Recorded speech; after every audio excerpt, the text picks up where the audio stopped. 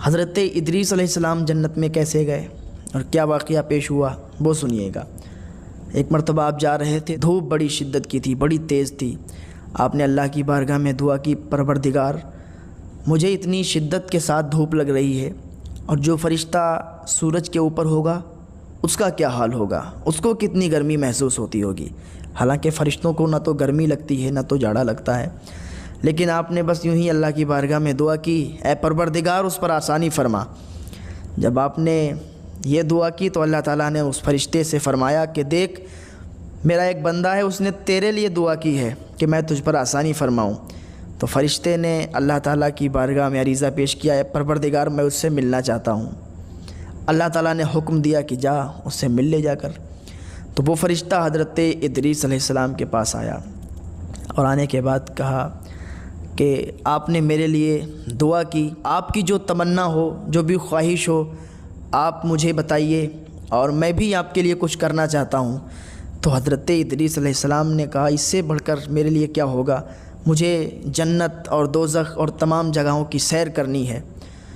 تو اس فرشتے نے کہا کہ یہ کام تو میرے انڈر میں نہیں ہے، یہ کام تو میں نہیں کر سکتا، لیکن میرے دوست حضرت ملک الموت ہیں، وہ یہ کام کر سکتے ہیں، تو کہا میں ان کو بلاتا ہوں اور ان سے یہ کام کرواتا ہوں۔ تو اس فرشتے نے حضرت ملک الموت کو بلایا اور سارا واقعہ بتایا۔ حضرت ملک الموت نے کہا ٹھیک ہے، لیکن اس کے لیے تو تمہیں پہلے مرنا ہوگا، اس کے بعد تم جاؤ گے، اس سے پہلے تو تم جا نہیں سکتے، اور ابھی تمہاری زندگی ہے، ابھی تم مر نہیں سکتے۔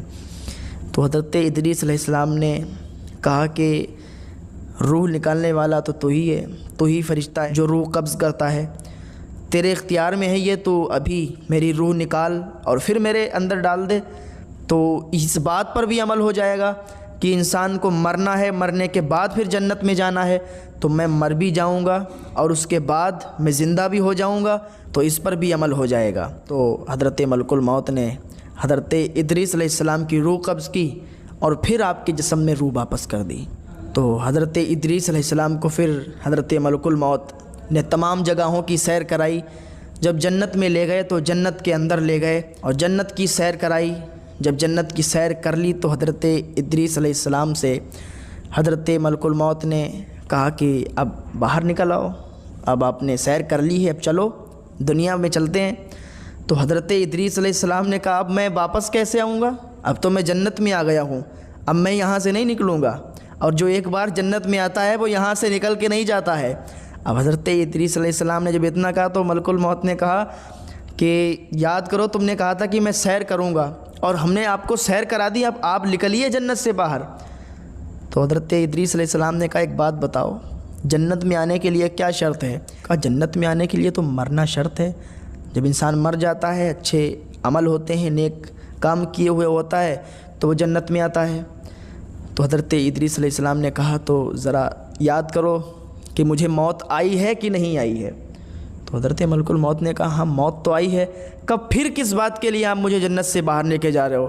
تو حضرت ملک الموت نے اللہ کی بارگاہ میں دعا کی، ہے پروردگار یہ تیرا بندہ کیسا ہے، اس کو میں نے جنت دوزخ کی سیر کرا دی اور تمام جگہوں کی سیر کرا دی، اس نے کہا تھا، اور اب یہ جنت سے باہر نہیں نکل رہا، پروردگار تو ہی کچھ فیصلہ فرما۔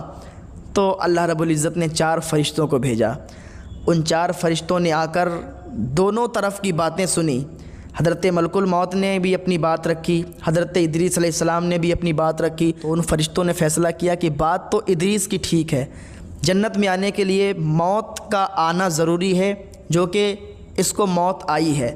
تو حضرت ملک الموت اور ان فرشتوں میں بحث و مباحثہ ہونے لگا۔ تو اللہ تعالیٰ کا حکم ہوا اے میرے فرشتوں آپس میں بحث و مباحثہ نہ کرو، یہ میرا بندہ ہے، اب اسے جنت میں ہی رہنے دو، جنت سے مت نکالو۔